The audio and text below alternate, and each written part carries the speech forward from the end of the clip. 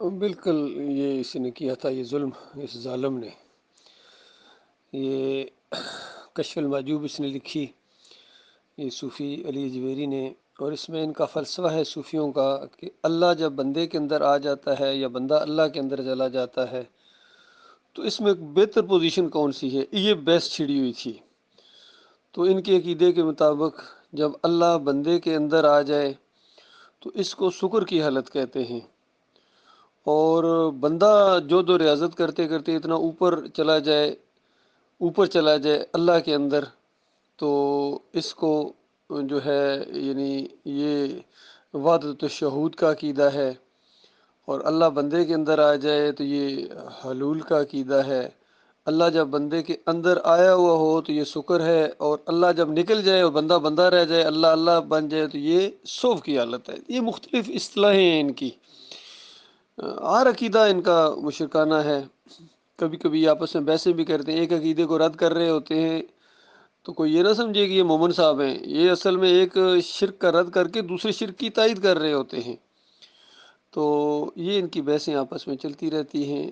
تو اس بحث کو سو و شکر کا عنوان دیا علی جویری صاحب نے، اور سو کو کم اور شکر کو زیادہ ثابت کرنے کے لیے انہوں نے مثال دی۔ دو جھوٹے واقعات جو تھے، اس سے پہلے یہودیوں نے الزام لگایا، اپنی وہ کتاب کے اندر لکھا ہوا، ابھی بھی لکھا ہوا ہے۔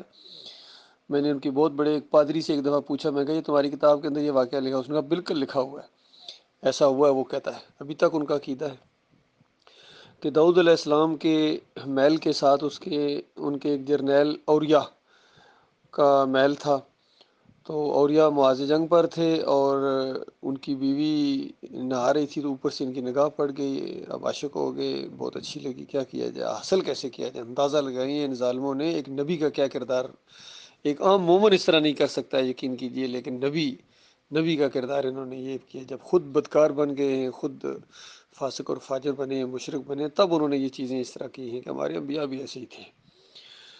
تو پھر اس عورت کو حاصل کرنے کے لیے انہوں نے پرائیویٹلی ایک دوسرے بڑے جرنیل کو خط لکھا کہ اوریا کو کسی ایسے محاذ پر بھیجو تاکہ بچ کے نہ آئے، مارا جائے ادھر۔ دیکھو اندازہ لگاؤ، اللہ کے بندو، یہ کردار پیش کیا جا رہا ہے۔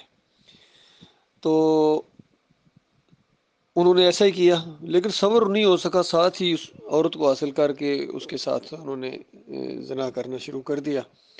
اور پھر جب وہ یعنی شادی باقاعدہ ہوئی تو شادی کے 6 مہینے بعد ہی گویا وہ پیدا ہو گئے، یعنی 3 مہینے پہلے معاملہ شروع کر دیا تھا۔ استغفر اللہ۔ تو یہ انہوں نے لکھا اپنی اس تورات کے اندر۔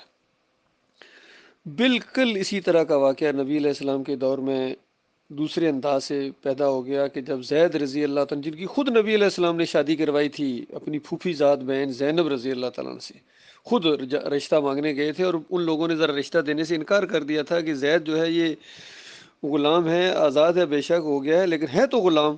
تو ایک غلام کی ذہنیت اور ایک آزاد شریف زادی جو ہوتی ہے اس کی آپس میں نہیں بنتی ہے کبھی بھی۔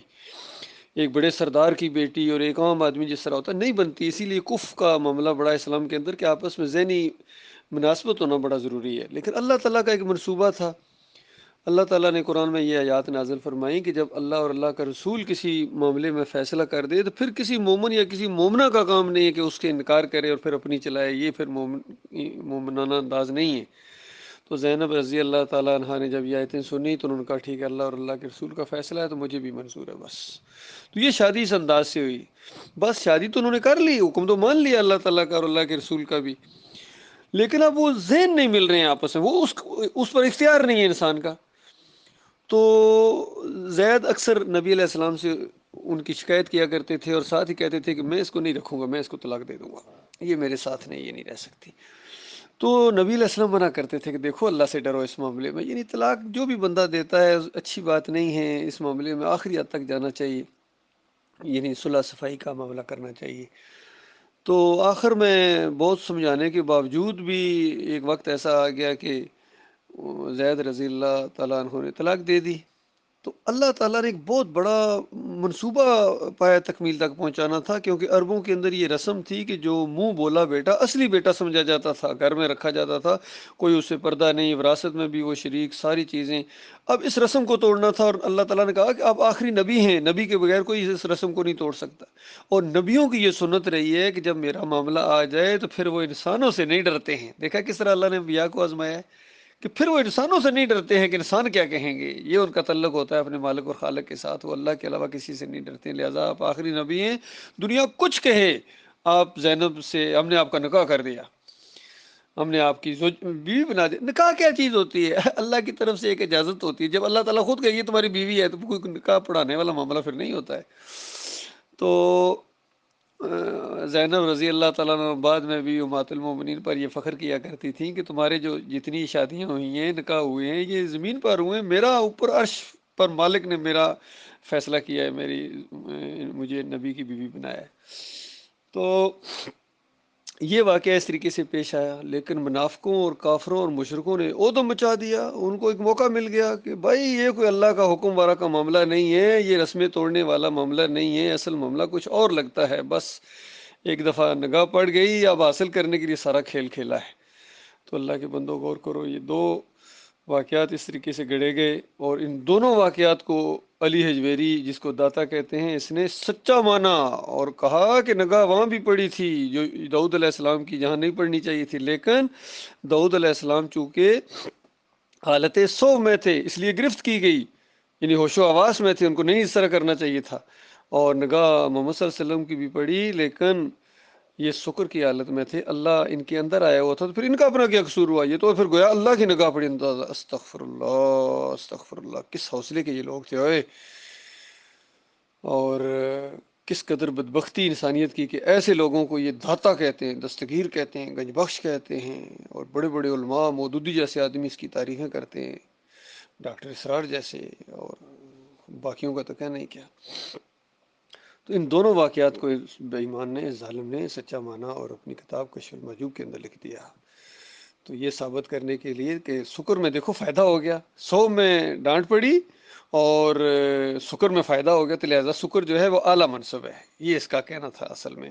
ایک کافرانہ اور مشرکانہ عقیدے کو ثابت کرنے کے لیے اس نے دو انبیاء کے اوپر بدکاری کے الزامات لگائے۔ یہ بات جب کھل کے سامنے آئے گی تو بتاؤ اللہ کے بندوں، کہرام نہیں اٹھے گا، یہ قوم مانے گی؟ کبھی بھی نہیں مانے گی۔ لہٰذا مومنوں کو اللہ سے ڈرنا چاہیے، اور مومنوں کے اوپر اب یہ بہت بڑی آزمائش آ گئی ہے کہ ایک طرف اللہ کا معاملہ ہے اور دوسری طرف عوام کا مسئلہ ہے، لوگوں کا مسئلہ، اب کیا کریں؟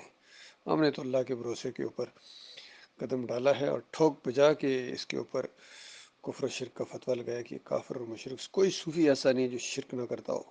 کسی نے ڈاکٹر عثمانی رحمۃ اللہ علیہ سے پوچھا ہو کہ میں نے سنا ہے کہ آپ علی حجویری کو اور عبد القادر جیلانی کو اور محی الدین چشتی کو مشرک کہتے ہیں۔ ڈاکٹر صاحب نے کڑاکے کا جواب دیا کہ ڈاکٹر صاحب کہتے ہیں میں نے لکھ دیا ہے، اس انداز سے لکھ دیا ہے میں نے، یعنی کہنے میں اور لکھنے میں فرق ہوتا ہے، لکھنے میں اور زیادہ زور ہوتا ہے، میں نے لکھ دیا ہے، ان کو حیثیت ان کی لکھ دی ہے، مانو یا نہ مانو، حقیقت یہی ہے۔